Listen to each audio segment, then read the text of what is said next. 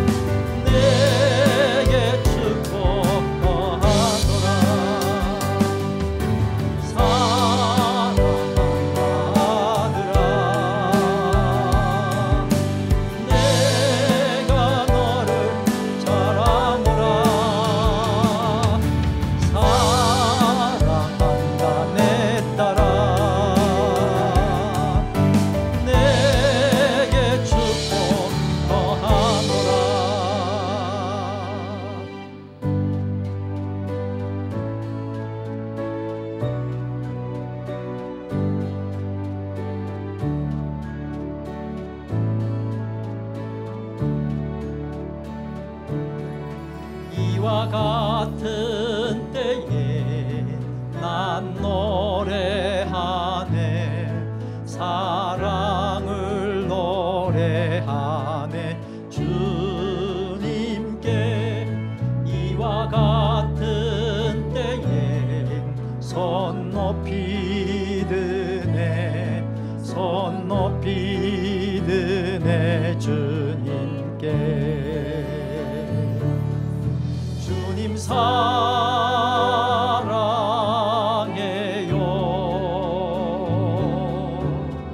사랑해요.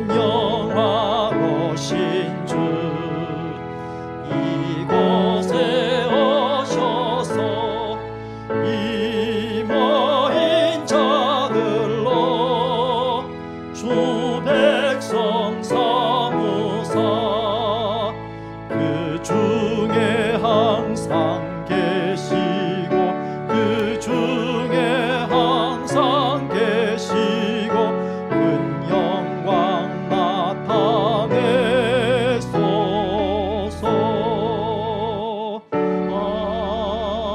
아멘.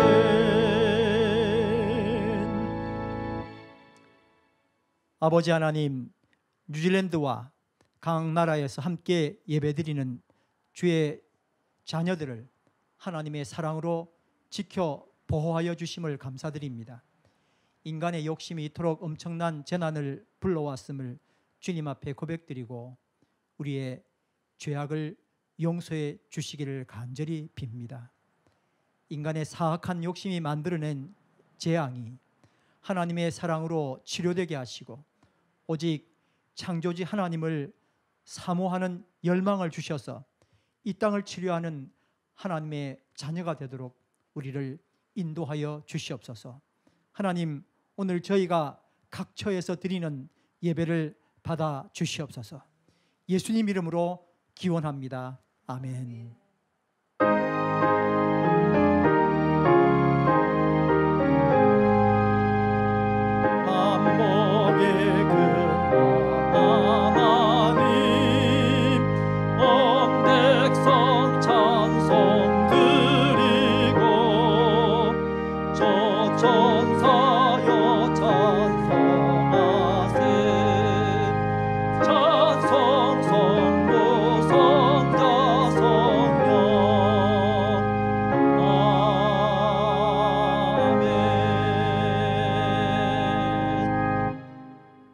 여호와여, 내 기도를 들으시며 내 간구에 귀를 기울이시고 주의 진실과 의로 내게 응답하소서. 주의 종에게 심판을 행하지 마소서. 주의 눈앞에는 의로운 인생이 하나도 없나이다. 원수가 내 영혼을 핍박하며 내 생명을 땅에 엎어서 나로 죽은 지 오랜 자같이 나를 흑암 속에 두었나이다. 그러므로 내 심령이 속에서 상하며 내 마음이 내 속에서 참담하나이다. 내가 옛날을 기억하고 주의 모든 행하신 것을 읊조리며 주의 손이 행하신 일을 생각하고 주를 향하여 손을 펴고 내 영혼이 마른 땅같이 주를 사모하나이다. 여호와여, 속히 내게 응답하소서. 내 영이 피곤하니이다.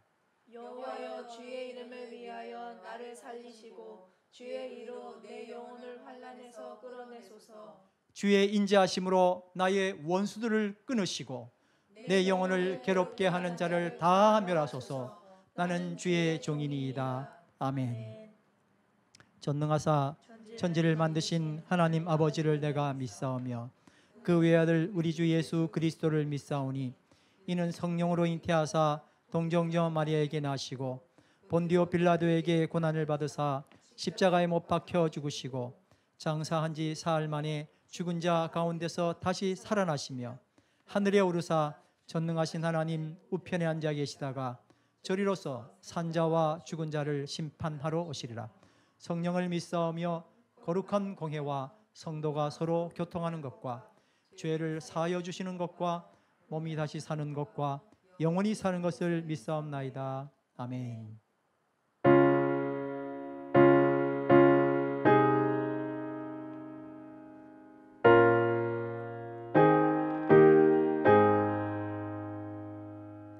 내 구주 예수를 더욱 사랑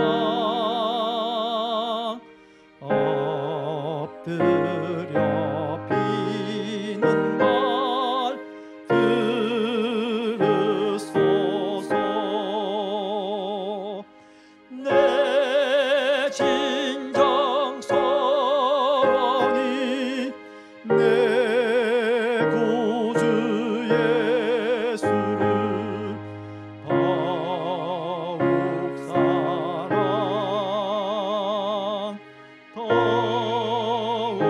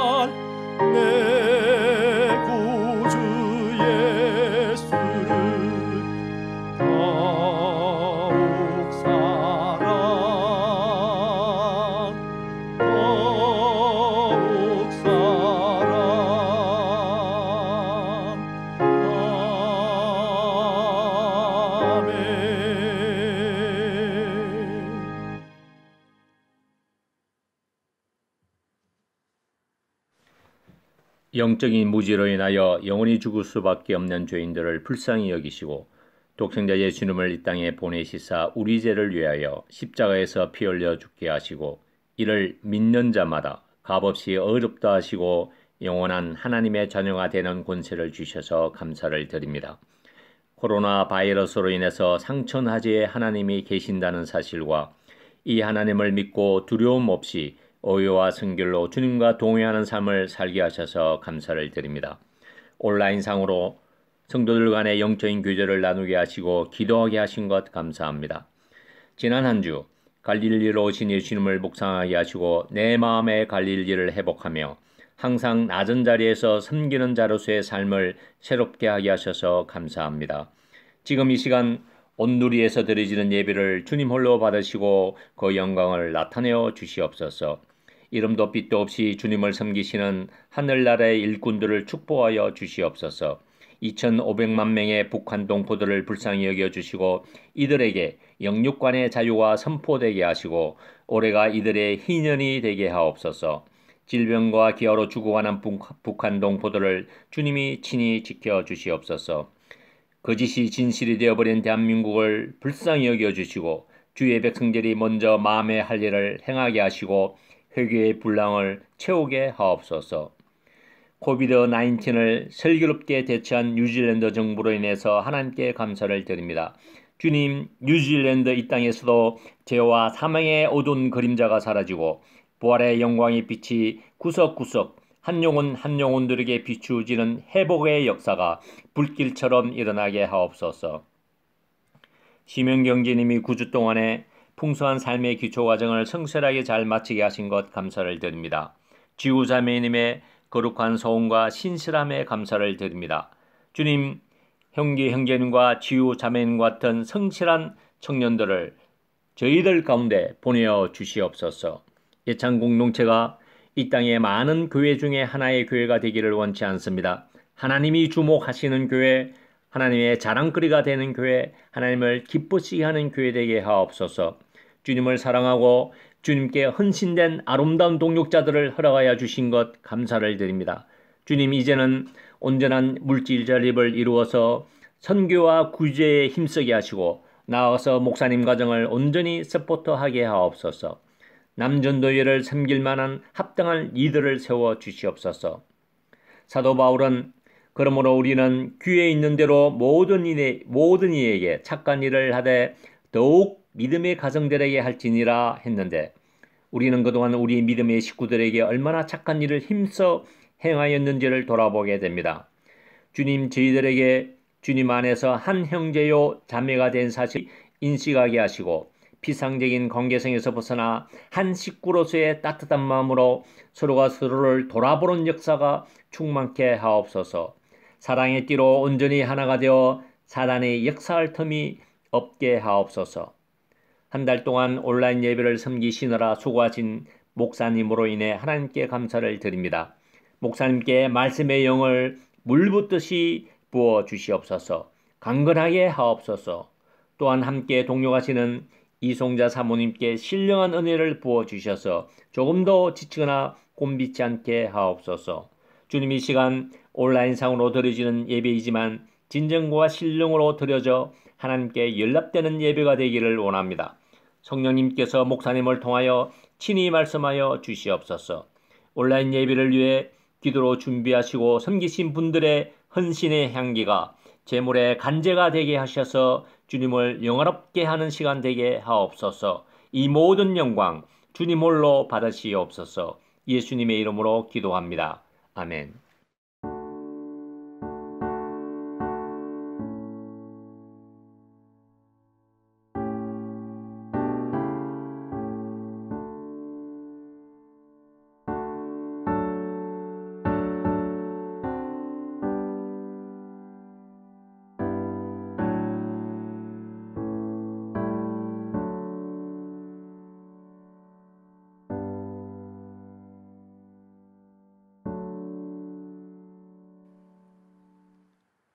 오늘 봉헌송은 한국에 있는 윤덕현 형제 가족이 하나님 앞에 올려드리도록 하겠습니다.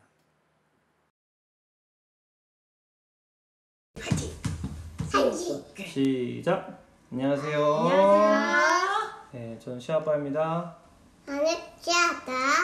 저는 시아 엄마입니다. 나는 시아다. 알겠어.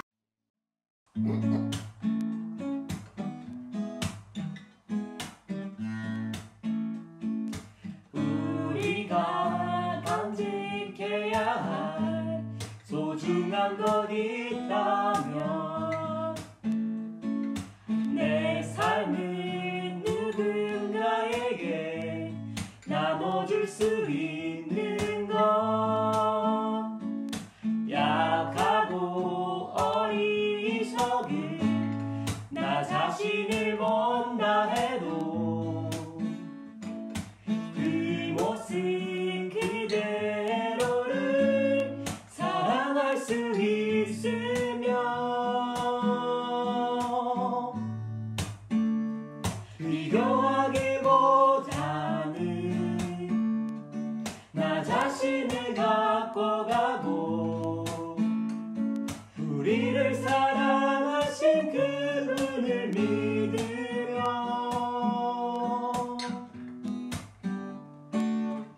외로운 사람들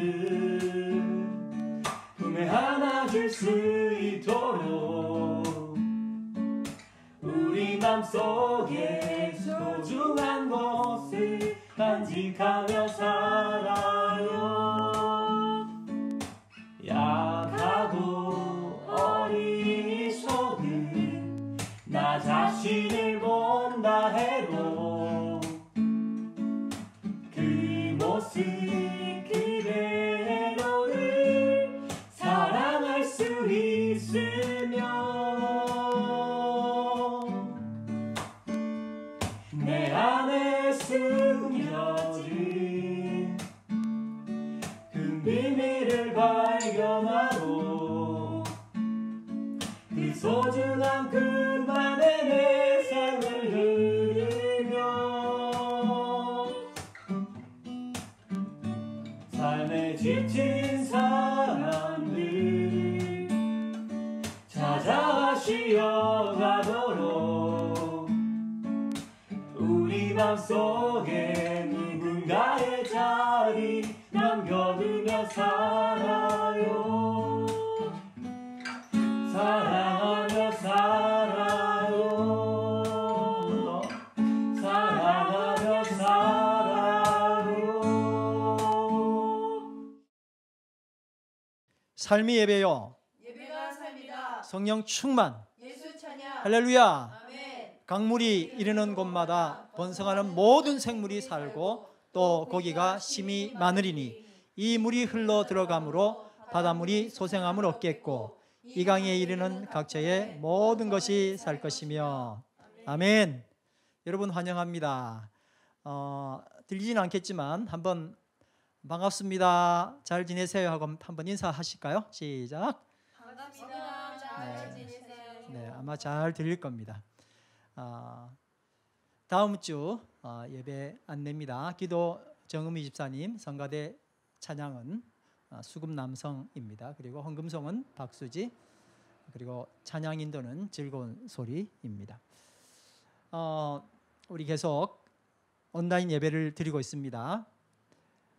오후 1시 주일에는 예배 드리고 그리고 목요 예배는 오후 7시에 온라인으로 드려지게 됩니다. 여러분 기도하시고 준비하시고 또 다 한 마음으로 예배 참석해 주시면 좋겠습니다.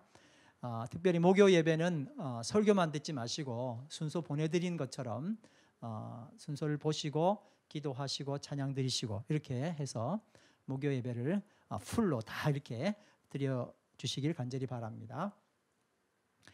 계속해서 광고 드리는 온라인 예배 수칙, 첫 번째는 단정한 복장으로 예배에 임해 주시길 바랍니다. 그리고 말씀 준비하시고 필기도 준비하시고 그렇게 나오시고 경건한 마음으로 기도로 예배 준비를 하시고 주변 환경을 예배 드릴 수 있는 환경으로 잘 만들어 두시고 그리고 적극적으로 참여하기 위해서 또 아멘도 하시고 그렇게 하시길 바랍니다.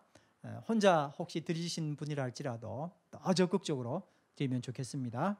온라인 헌금 기록되어 있는 대로 그렇게 해주시길 바랍니다. 기도하시면서 그렇게 헌신을 담아 헌금하면 좋겠습니다.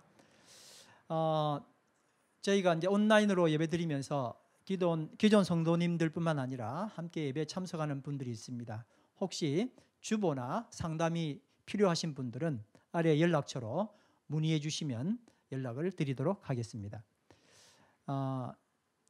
우리 참 은혜를 주셔서 하나님께서 우리 교회에 만나 모임을 주셨는데 여기 지금 보여지는 대로 만나 모임들이 계속 활성화되고 있습니다.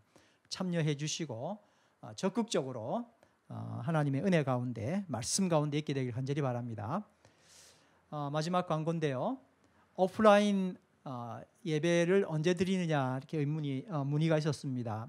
지난 4월 28일부터 코로나 바이러스 19 경보 단계가 레벨 3로 완화가 되었고요. 우리 교회는 레벨 2로 환원되면 온라인에서 오프라인 예배로 전환할 예정입니다. 그러나 식사하는 것은 다 정상화되기 전까지는 미루어질 것입니다.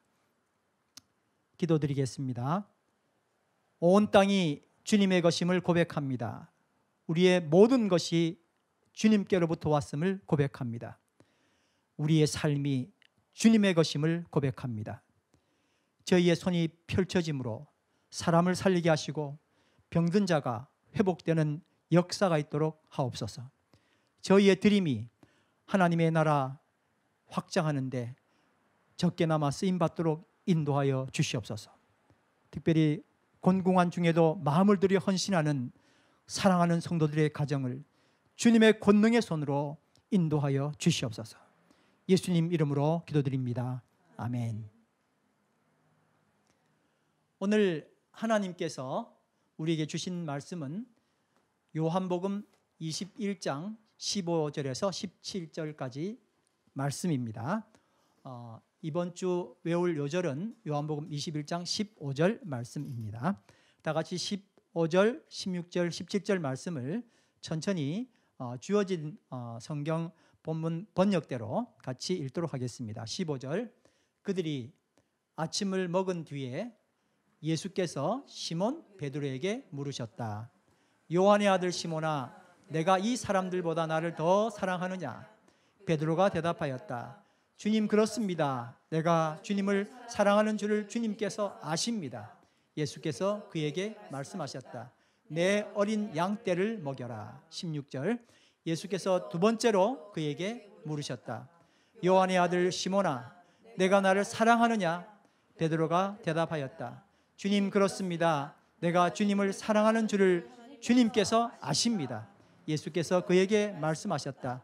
내 양떼를 쳐라. 17절, 예수께서 세 번째로 물으셨다.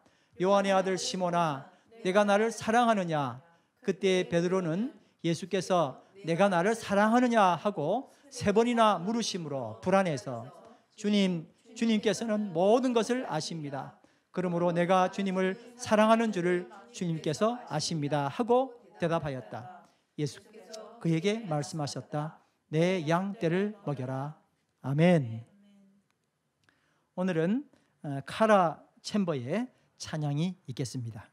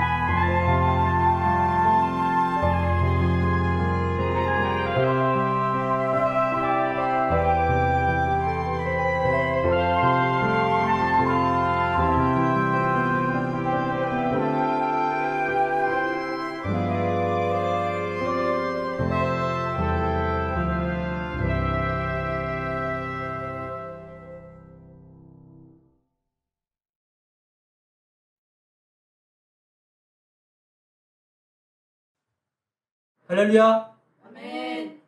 오늘 제목은 내가 나를 사랑하느냐, 예수님의 질문이 말씀의 제목입니다.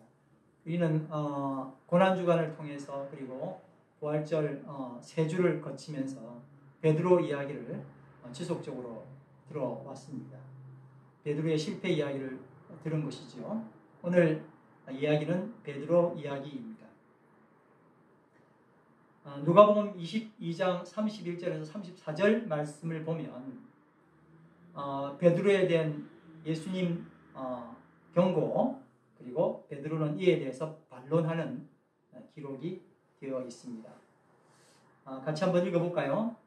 시작. 시몬아 시몬아 보라, 사탄이 너희를 밀가부르듯 하려고 요구하였으나 그러나 내가 너를 위하여 내 믿음이 떨어지지 않기를 기도하였노니 너를 돌이킨 후에 내 형제를 굳게 하라.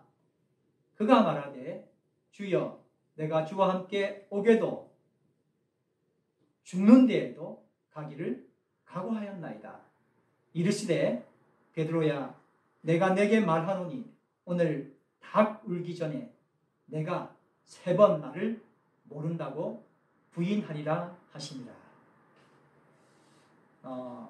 베드로는 자신만만했고 예수님은 그에게 그렇지 않다는 말씀을 하시면서 베드로의 이름이 원래 이름이 시몬이었죠. 시몬아 시몬아, 사탄이 너를 밀가부르듯 하려고 결을 걷어낼 때 세게 흔들지 않습니까? 그렇게 요구하였다는 거예요. 그렇지만 예수님께서 바로 이 시몬 베드로를 위해서 기도하셨답니다. 너무 감사한 일이죠. 내 믿음이 떨어지지 않기를 기도하였노니 그리고 내가 돌이킨 후에 내 형제를 굳게 하라. 한번 따라합시다. 돌이킨 후에. 돌이킨 후에. 아마 오늘 이 돌이킨 후에라는 말이 굉장히 중요한 키워드일 것 같습니다. 로마 군인이 칼을 차고 와서 베드로에게 너 예수를 부인하면 살려주겠다, 이렇게 협박하는 상황이 아니었습니다. 단지 제사장의 하녀의 질문에 무너지고 마른 것입니다. 정말 거인 같은 사람이 연약한 하인의 말에 아무 힘도 못 쓰고 푹 쓰러진 겁니다. 여러분 상상되십니까? 바로 그때 누가복음 22장 61절 말씀인데요. 같이 한번 읽어보겠습니다. 시작.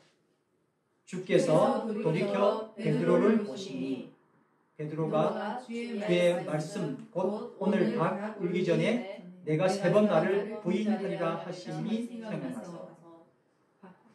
여러분, 대제사장들과 그를 따르는 사람들이 예수를 불법으로 결박했죠. 그리고 또 어떻게 했습니까? 졸속 재판을 하는 겁니다. 불법이었었어요. 그리고 졸속 재판을 이어가는 와중에 예수님은 굉장히 고통을 당하셨습니다. 그 와중에 예수님이 돌이키신 거예요. 잠깐 돌이키시고 자기를 외면하는 누구요? 제자 베드로와 눈이 마주쳤다는 거예요. 이 기록을 누가복음에서 했네요. 다른 성경에 나오지 않지만 예수님과 베드로가 눈이 맞았다는 겁니다. 잠깐 사이에. 베드로는 산산이 부서지는 자기 자신을 직면한 겁니다. 그리고 밖에 나가서 심판 통곡을 하였다. 그렇게 62절 말씀에 기록했습니다. 통곡하면서 어떤 생각을 했을까? 우리가 상상할 수 있는 여러 가지가 있죠. 베드로는 언제나 자신감이 있었습니다. 리더로서 의리도 아주 충만한 사람이었습니다. 그는 정말 그의 스승 예수님을 잘 보호해드리고 싶었습니다. 예수님이 등치가 좋고 해서 그런 게 아니라 좀 연약한 부분이 있으니까 내가 예수님을 꼭 돌봐드려야지. 우리 스승님은 내가 돌봐드려야 돼. 그런 생각을 한 겁니다. 정말 모든 제자가 예수님을 버린다 해도 나는 정말 내 자신은 꼭 스승님을 보여드릴 거야. 마음 깊숙한 곳에서 올라오는 충성심이 있었습니다. 그러나 그의 생각과 그가 추구해왔던 꿈, 그리고 무엇보다도 자신 있었던 그의 패기, 이 모든 자신감이 정말 너무나 부질없이 허물어지는 것을 보고야만 거예요. 나는 도대체 왜 이럴까? 자기 자신도 기대하지 않았던 자기 모습을 보며 나가서 통곡한 겁니다. 그리고 예수님은 고난과 죽으심, 부활을 이어갔습니다만 베드로 이야기는 나오지 않습니다. 그저 걱정하는 베드로 정도만 우리가 알고 있습니다. 우리는 이미 말씀을 통해서 베드로가 주의 부활을 믿지 않았다는 것, 그리고 주님이 부활하셨음에도 불구하고 그다 큰 감흥을, 다른 제자도 그랬지만 큰 감흥을 느끼지 않았다는 것을 우리는 이미 알고 있습니다. 어쩌면요, 부활하셨군요 라는 그 감흥을 회피했는지도 모릅니다. 공연히 또 설치는 자기 자신의 모습을 보는 게 너무 싫은 거예요. 그의 동료 가룟 유다는 자살을 했습니다. 그는 유다의 배신과 그리고 자살이라는 그거 정말 마음에 들지도 않았어요. 그런데 그런 말을 할 입장도 아니었습니다. 내가 이런 말 할 자격이나 있어. 한심하다 한심해. 차라리 다 잊고 처음으로 돌아갈 수는 있을까? 그는 스승과 함께 했던 3년의 시간, 바로 그 이전으로 모든 것을 돌려놓고 싶었습니다. 근데 그게 가능합니까, 여러분? 그럴 수도 없는 노릇이잖아요. 왜냐하면 그는 3년간 주님의 수제자로 누구보다 내한 경험을 맛본 사람이었었어요. 그렇다고 이제 주님 앞에 나가서 제가 그때 왜 그랬냐면요 하고 변명할 수 있는 입장도 아니에요. 주님, 내가 너무 힘듭니다. 날 좀 도와주세요. 이렇게 말하는 것도 너무 염치 없어서 도저히 할 수가 없습니다. 그땐 말로 진퇴양난이고 정말 뭘 어떻게 해야 할지를 모르겠는 거예요. 가룟 유다는 차라리 용기가 있어 죽었구나 하는 생각도 듭니다. 도대체 나는 도대체 뭐야? 나는 뭐하는 사람이야? 아무것도 할 수 없는 거예요. 무모했던 만용, 믿음은 이제 그를 벽처럼 가로막고 있었습니다. 여러분, 컴퓨터 용어 중에 리셋이라는 말이 있습니다. 다시 세팅한다, 그런 뜻이죠. 리셋. 오늘 리셋이라는 말을 여러분 귀담아 드렸으면 좋겠습니다. 리셋이라는 말이 뭐냐면은 컴퓨터가 자꾸 말을 안 듣는 거예요. 오류가 자꾸 생기고 돌아가는 프로그램도 버벅거리고, 이렇게 하면 그 모든 오류나 이벤트를 다 없애버리고 컴퓨터 시스템을 처음 상태, 초기 상태로 돌리는 것, 이걸 리셋이라고 이렇게 이야기를 합니다.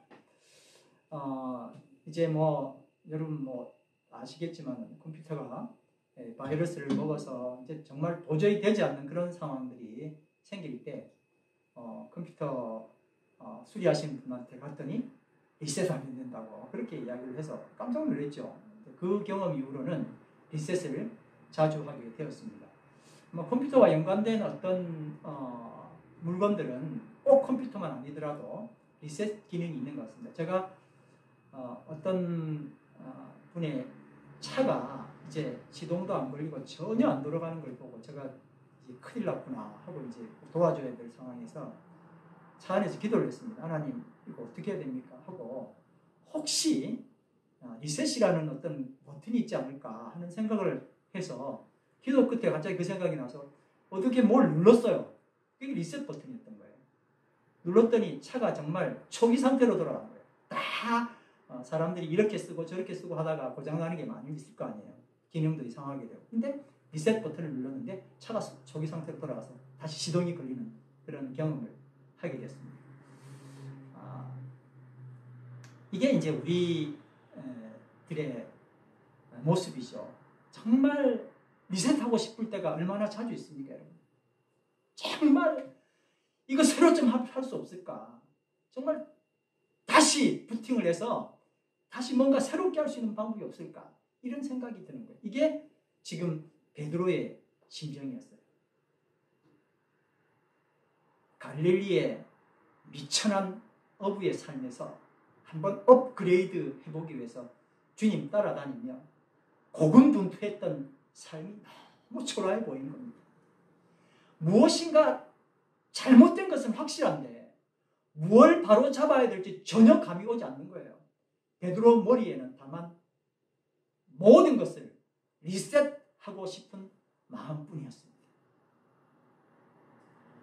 결국 코너에 몰린 그가 찾은 것이 어디였을까요? 그게 자기가 이전에 살았던 삶, 그 자리 갈릴리였던 거예요. 조용히 고기나 잡으면서 자신을 되돌아보고 자신의 한계와 산산조각난 자기 자신을 수스르기에 정말 적합한 장소였습니다. 스승님의 최측근 수제자였던 내가 과연 실패한 이유를 이곳에서 찾아낼 수 있을까? 그리고 어느 날 초라하지 않은 모습으로 스승님 앞에 찾아갈 수 있을까? 이런 생각을 하게 된 것입니다.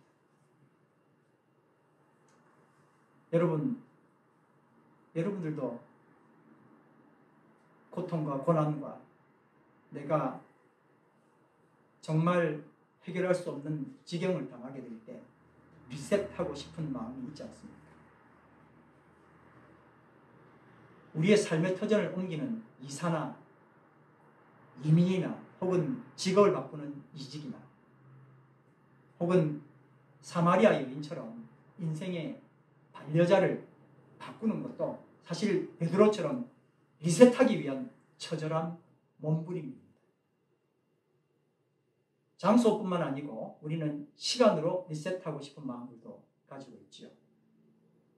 사람을 바꾸는 것, 장소를 바꾸는 것, 시간을 바꾸는 것들을 통해서 리셋하고 싶은 겁니다. 연말 연시에 우리는 참 감사하게도 리셋할 수 있는 기회가 주어지죠. 다 모여서 송구영신 예배 드리고 말씀 카드를 받는단 말입니다. 그렇게 지난 연말 연초에 말씀 카드를 붙잡았나 싶었는데 그걸 또 놓치고 어느덧 5월이 되었네요. 여러분 그동안 리셋이 되던가요? 연초에 결심했던 그 리셋 버튼은 눌러봤는데 그게 계속 정말 내가 기대했던 것처럼 새로운 삶으로 연결이 되던가요? 수없이 지나간 여러 5월과 별다름 없는 5월이 지금 또 되지 않았습니까? 해마다 리셋 버튼을 누르는데 이제 또 5월이 되니까 연말이네 또 다시 리셋 버튼 눌러봐야지 그렇게 생각하면서 이럭저럭 대충 살아갈 궁리를 하는 게 우리의 현실 아닐까요? 부활 후에 갈릴리 바닷가는 리셋하고 싶은 전직 제자 6명 거기 베드로가 약간의 기대를 가지고 아주 익숙한 듯이 밤을 기다려서 호수로 갑니다. 고기들은요 낮이면 호수 깊은 곳으로 내려가서 잡히지 않으려고 내려갔다가 밤이 되면 먹이 활동을 하기 위해서 이제 물 가까이로 올라오는 겁니다. 그러니 어부들은 또 그때를 맞추어서 물고기를 잡기 위하여 밤 시간에 나가는 거죠. 그래 이제 우리가 그래도 잘 아는 상황이니 고기를 잡게 되면 아마 다시 시작할 수 있을 거야. 항상 우리는 리셋하기 위해서 뭔가 결심을 하지만 어디에 항상 걸리죠? 먹고 사는데. 그러니 일단 먹는 걸 해결해야 되잖아요. 그러니 고기 잡으러 이제 그 익숙한 발걸음 밤에 호수로 7명의 전직, 자기들이 생각했을 땐 전직 제자지요. 전직 제자들이 호수로 당한 겁니다. 이런 생각을 했을 거예요. 모두들 다 실패했잖아요. 다 도망갔잖아요. 그런데 주님 부활하셨잖아요. 얼마나 마음 가운데 고통이 심했겠습니까? 좀 떳떳했던 제자의 모습도 보여주고 싶고요. 그러니 아마 이렇게 기도했는지도 모릅니다. 선생님 조금만 기다려 주십시오. 선생님이 기대하는 떳떳한 제자로 나설 때까지 저희를 조금만 기다려 주십시오. 뭐가 잘못됐는지 좀 알고 싶어요. 그리고 그들은 밤을 꼬박 새우면서 여러 번의 그물질을 했었습니다. 근데 여러분 뭐라고 되어 있습니까? 말씀에 아무것도 잡지 못했다. 밤을 새워서 그물을 던졌지만 아무것도 잡지 못했습니다. 날이 점점 밝아옵니다. 날이 밝아오면 고기들은 어떻게 합니까? 이제 호수 깊은 물로 들어가 버리게 되죠. 그러니까 희망만큼 절망은 더 크게 다가오게 되는 겁니다. 갈릴리 바닷가 호수가 동영상을 보니까 바람이요, 참 지금 여기 오클랜드 바다에 센 바람만큼 세더라고요. 호수라고 잔잔한 호수가 아닌 거예요. 파도와 바람은 젖은 몸을 때리며 허기와 졸음으로 힘이 빠진 그들을 더 절망으로 밀어 넣고 있었습니다. 여러분 다람쥐 쳇바퀴 아시죠? 리셋하려고 갈릴리 바닷가로 갔던 이 제자들은 전혀 리셋되지 아니하고 다람쥐 쳇바퀴 돌다 빠져나온 듯이 허탈한 모습이었습니다. 그런데 그 호숫가에 스승 예수께서 서 계셨습니다. 제자들은 그분이 예수인지를 전혀 몰랐죠. 예수님께서는 옆집 아저씨 목소리로, 지나가는 사람 1 정도의 목소리로 고기가 있습니까? 하고 물으셨습니다. 대답을 했죠. 한 마리도 못 잡았습니다. 예수님은 그가 예수인지도 모르는 자기의 제자들에게 배 오른편에 그물을 던지라고 말씀을 합니다. 여러분 오른쪽이나 왼쪽이나 무슨 의미가 있습니까? 더구나 날이 샜어요. 우리 농담으로 날 샜다 그러지 않습니까? 끝났다는 얘기죠. 고기 잡기는 이미 걸렀는데도 제자들은 이상하게도 저항 못하고 그 말을 따르게 됩니다. 그리고 밤새 아무것도 못 잡은 그들에게 큰 물고기, 작은 물고기가 아닙니다. 큰 물고기 153종이 기다렸다는 듯이 그물에 잡혀서 그물을 들 수 없게 되었다고 기록하고 있습니다. 예수님 없는 리셋은 헛될 뿐입니다. 한번 따라할까요? 예수님 없는 리셋은 예수님 없는 리셋은 헛될 뿐입니다. 헛될 뿐입니다. 예수님 없는 리셋을 결심하고 희망에 부푼 제자들은 이제 자칫 절망해서 헤어나기 힘들었을 겁니다. 근데 여러분, 해변에서는 예수님에 의해서 숯불이 리셋되어 있었습니다. 뭐가 리셋되어 있었다고요? 참 이게 대단한 리셋입니다. 여러분 한번 요한복음 18장 18절 말씀 같이 보겠습니다. 시작. 그때가 추운頃종과 아랫사람들이 비를 피우고 서서 쬐니 베드로도 함께 서서 쬐더라. 이 말씀에 불을 피우고 라는 이 말씀 있잖아요. 이것과 21장 9절 육지에 올라오니 숯불이 있는데 그 위에 생선이 놓였고 떡도 있더라. 이 말씀에서 숯불이 있는데 라는 이 단어가 헬라어로 안트라키아, 한번 따라해서 안트라키아. 안트라키아. 딱 성경에서 이 단어는 두 번밖에 없어요. 딱 두 번 있는데 이게 무슨 뜻이냐면은 불타는 숯더미 그 말이에요. 근데 안트라키아 딱 두 번 썼는데 무슨 뜻이라고요? 불타는 숯. 불을 쬐더라, 불을 피우고 했을 때 불타는 숯더미를 피우고 거기서 불 쬐다는 거예요. 베드로가. 똑같은 단어를 지금 예수님이 어디에 쓰고 계세요? 똑같이 제자들이 추워하는 이른 새벽 갈릴리 바닷가. 장소는 어디에서 어디로 옮겨진 거예요? 예루살렘에서 갈릴리로 옮겨졌지만 똑같은, 정말 예수님의 세팅은 정말 대단한 겁니다. 베드로가 이 똑같은 모습을 바라보고 어떤 마음을 먹었을까요? 근데 여러분, 다시 보니까 갈릴리 호수와 배와 그물, 그 모든 것이 주님에 의해서 다시 세팅, 리셋되어 있었던 것을 여러분 발견하면 좋겠습니다.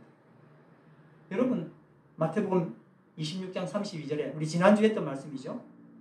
그러나 내가 살아난 후에 너희보다 먼저 어디로 가리라? 갈릴리로 가리라. 그리고 마가복음 16장 7절에 가서 그의 제자들과 베드로에게 이르기를 따릅니다. 베드로에게 이르기를. 베드로를 찍으셨습니다. 예수께서 너희보다 먼저 어디로 가시나니? 갈릴리로 가시나니. 전에 너희에게 말씀하신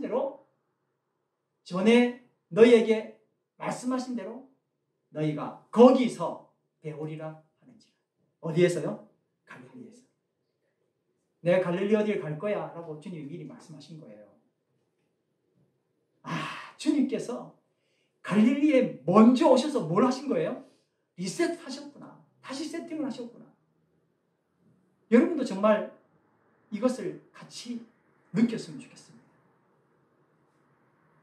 우리는 지금껏 참 많이 리셋 버튼을 눌러왔습니다.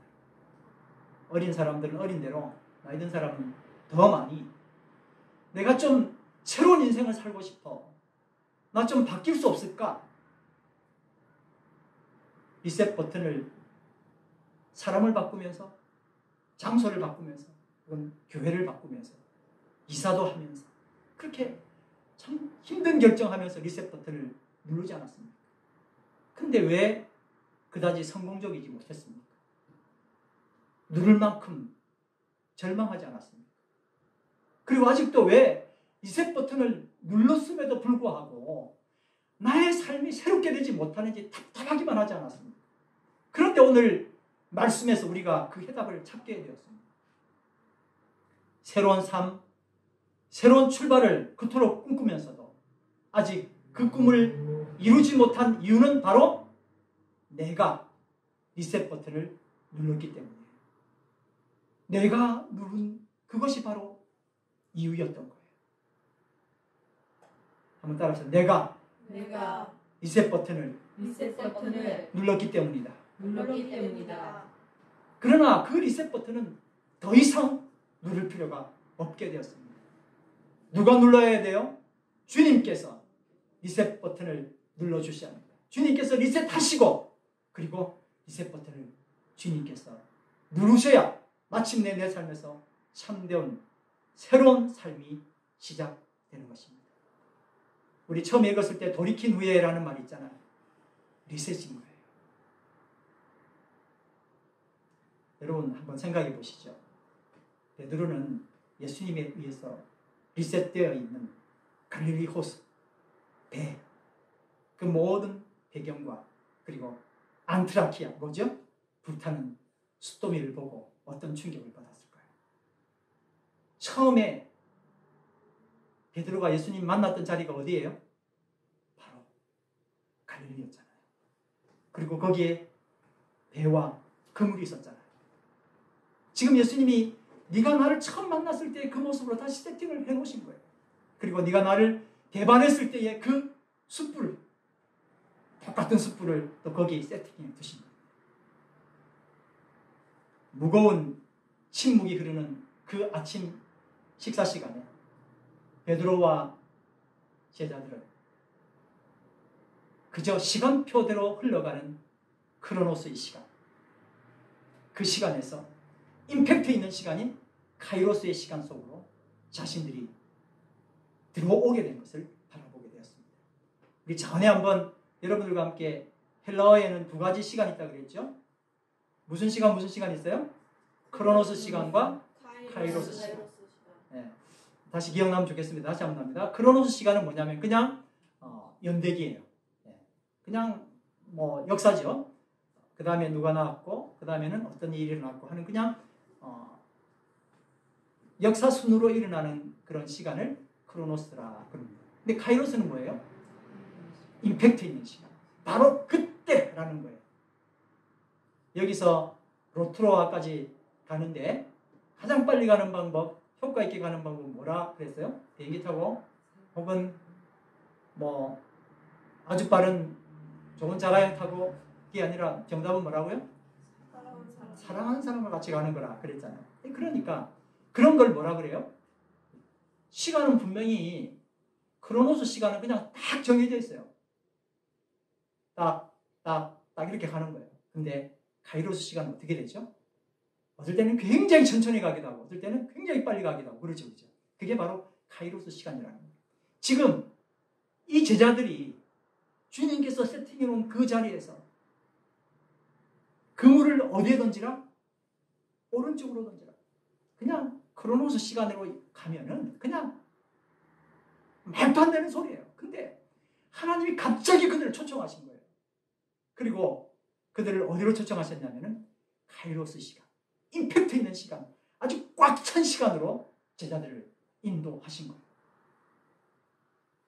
여러분, 우리가 지금까지 다시 한번 새 생활을 살아보자, 새 생명 얻고 한번 새롭게 살아보자고 눌렀던 그 리셋 버튼을 눌렀던 그 자리는 어디였을까요? 그게 바로 그냥 흘러가는 시간 속에 내가 계속 누르고만 있었던 거예요. 무슨 시간? 흘러가는 시간. 네, 그게 뭐예요? 무슨 시간이에요? 크로노스 시간. 흘러가는 시간, 크로노스 시간 속에서 계속 내가 눌러봐야 이건 변화가 없습니다. 리셋 버튼을 아무리 누른다 해도 변화가 없는 거예요. 근데 오른편으로 그물을 던질 때 비로소 시작된 또 다른 시간인 임팩트 있는 시간, 꽉 찬 시간인 카이로스를 그들은 예수님 처음 만났을 때 경험했던 바로 그 시간과 딱 만나고 있는 이 카이로스 시간을 경험하게 됩니다. 주님을 만나야 하고 주께서 베푸신 그 멋진 시간 바로 그때라고 말씀하신 지금이야 이때야 라고 말씀하셨던 그때에 내가 주님과 함께 새로운 출발을 할 수 있게 됩니다. 자, 이제 말씀은 종반을 향해 가고 있습니다. 요한복음 21장 15절 전반 말씀입니다. 다 같이 읽습니다. 시작. 그들이 조반 먹은 후에 예수께서 시몬 베드로에게 이르시되 요한의 아들 시몬아 내가 이 사람보다 나를 더 사랑하느냐 하시니. 아침 식사를 주님이 준비하셨죠. 떡과 생선을 숯불에 잘 구워서 여전히 어쩔 수 없이 인간인지라 먹어야 되는 배고픔을 그리고 추위를 느끼는 제자들을 향해서 주님께서는 그들의 피를 먼저 채우셨습니다. 그리고 그 묵직한 침묵의 시간이 흘러가고 난 다음에 예수님께서 베드로에게 물으셨습니다. 베드로야 하지 않으시고 그의 처음 이름 요한의 아들 시몬아 하고 부르시고 난 다음에 내가 이 사람들보다 나를 더 사랑하느냐 하셨습니다. 한번 따라 하실까요? 내가 이 사람들보다 나를 더 사랑하느냐? 여러분 한번 집중해 보시기 바랍니다. 예수님은 베드로에게 시몬아 내가 이 사람들보다 나를 더 믿느냐? 하지 않으셨어요. 뭐라 하지 않으셨다고요? 믿느냐? 또 이렇게 할 수 있잖아요. 너가 나를 저 사람들보다 더 많이 존경하느냐? 라고 묻지도 않으셨어요. 혹시 이런 질문은 어떨까요? 너 나를 위해서 밤 새울 수 있어? 지난번엔 밤 새웠어요? 못 새웠어요? 밤 새우지도 못하고 그냥 졸려 잤잖아요. 근데 지금은 그 질문하면 베드로가 뭐라고 대답할까요? 지금은 할 수 있을 것 같아요. 그 정도는 주님 위해서 이제는 내가 마음 완전히 바꿨거든요. 아무리 피곤해도 저는 이제 주님 위해서 밤샐 수 있어요. 이런 예행 연습을 아마 했을 거란 말이에요. 혹시 나를 위해서 7일 동안 금식할 수 있어? 만약에 이렇게 물어보셨다면 베드로는 뭐라고 했을까요? 이제는 진짜 죄송하지만 할 수 있습니다. 내가 당신을 위해서 할 수 있습니다. 내가 이 사람들보다 당신을 더 많이 믿습니다. 더 많이 존경합니다. 예라고 대답했을 건데 예수님이 뭐라고 물어보셨어요? 사랑한다고 물어보셨잖아요. 우리가 이 크로노스 시간 속에서 자신감 가지고 리셋하려고 했던 근거가 뭡니까? 왜 자꾸 실패를 했었죠? 누구보다 예수님을 잘 믿었기 때문에 그런 거예요. 누구보다 예수님을 더 존경했기 때문에 그런 거예요. 그게 문제였어요. 누구보다 예수님을 더 믿고 더 존경한다 해도 그것은 예수님을 사랑하는 것과는 전혀 다른 거예요. 한번 생각해 보세요, 여러분.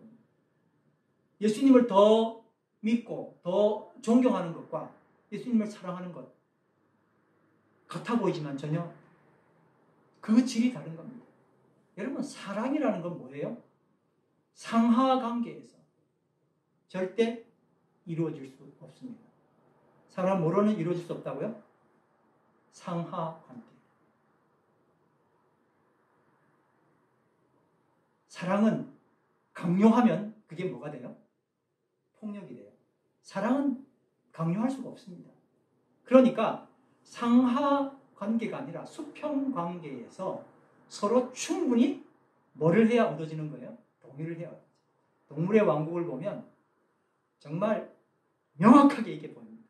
동의를 하지 않으면 절대 되지 않아요. 상하관계가 절대 형성되지 않아요. 사랑은 상하관계가 아니에요. 수평관계. 그런데 여러분, 믿음은 상하관계에서 얼마든지 가능하죠.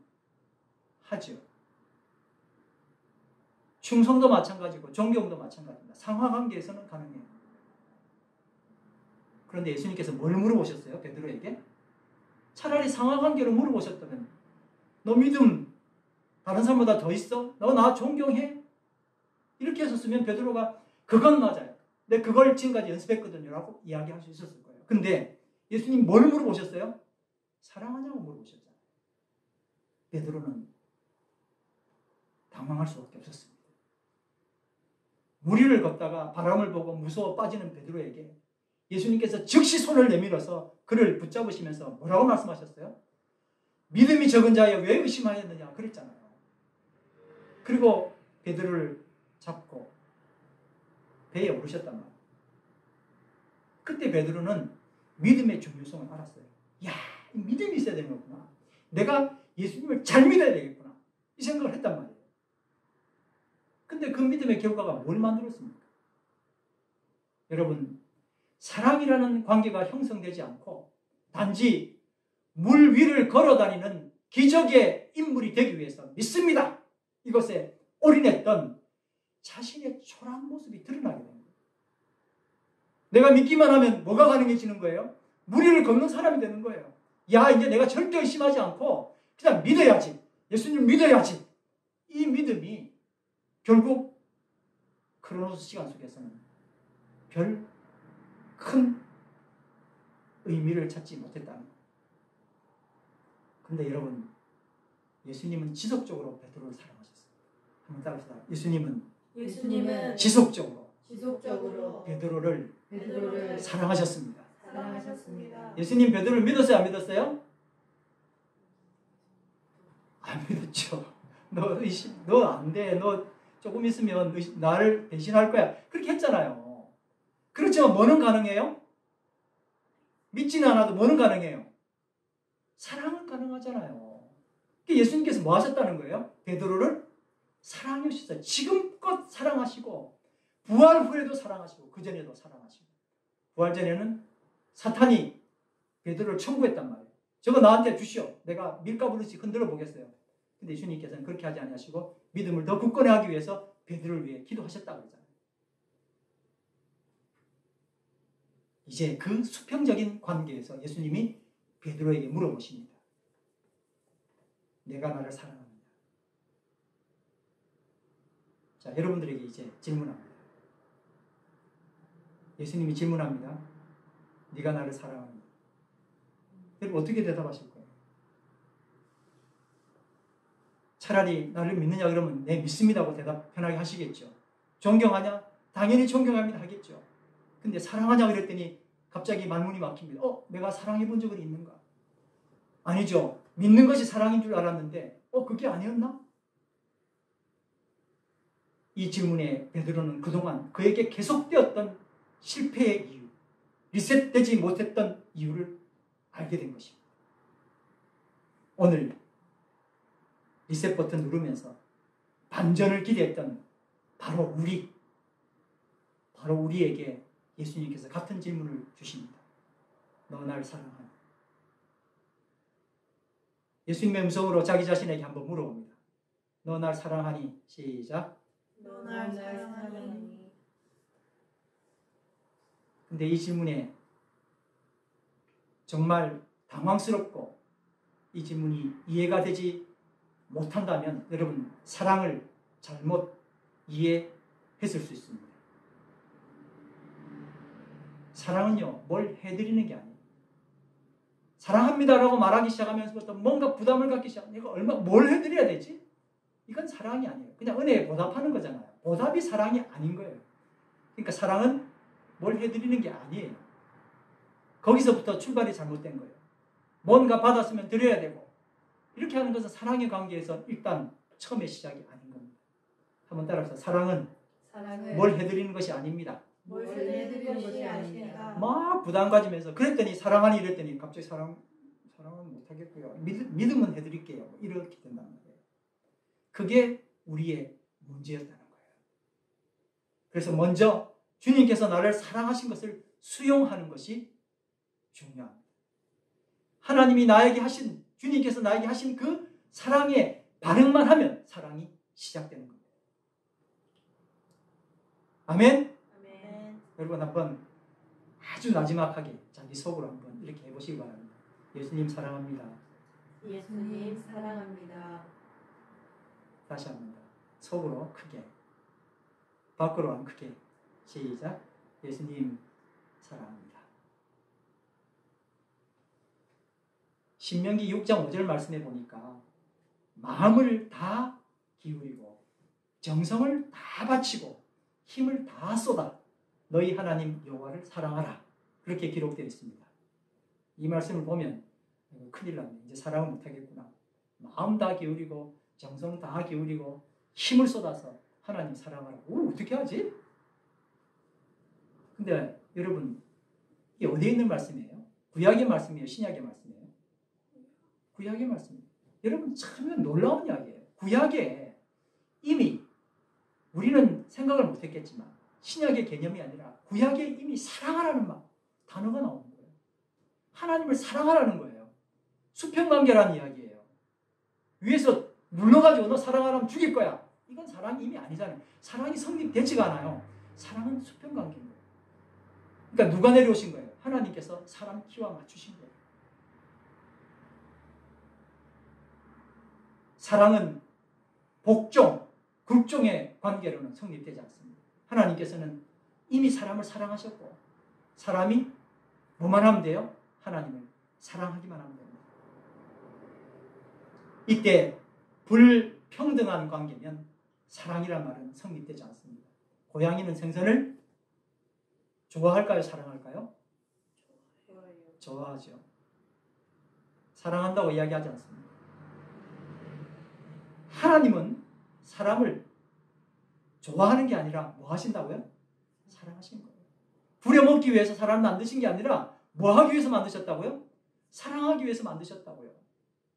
사람은 결코 하나님과 동등한 수준이 될 수 없고 하나님의 사랑을 받을 자격이 되지 않습니다. 그러나 따라합니다. 하나님은 마음을 다 기울이고 정성을 다 기울이고 힘을 다 쏟아 나를 사랑하셨습니다. 아멘. 동의하시죠? 아멘.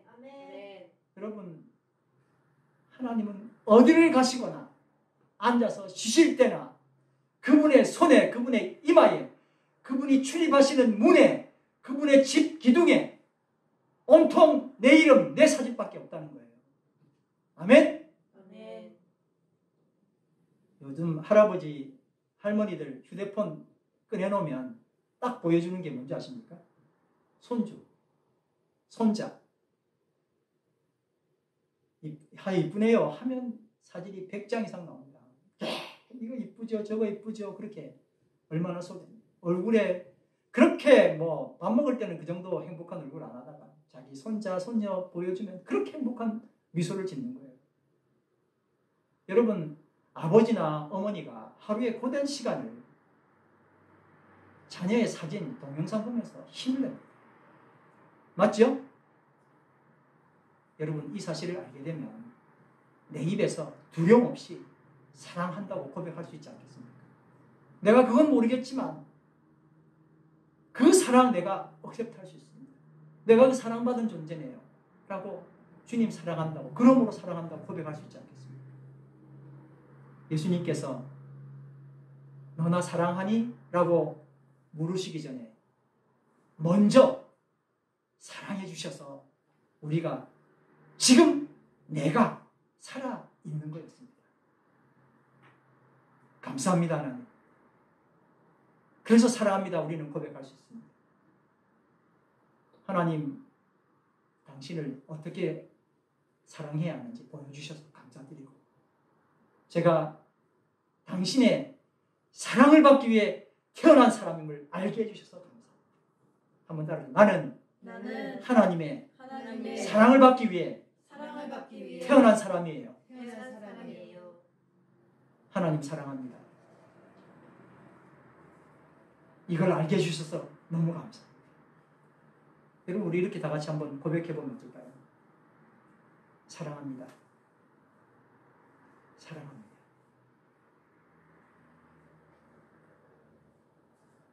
오직 주의 사랑에 의해서 내 영 기뻐 찬양합니다. 다 같이 헌신의 마음을 담아서 오직 주의 사랑에 대하여 찬양 드리겠습니다.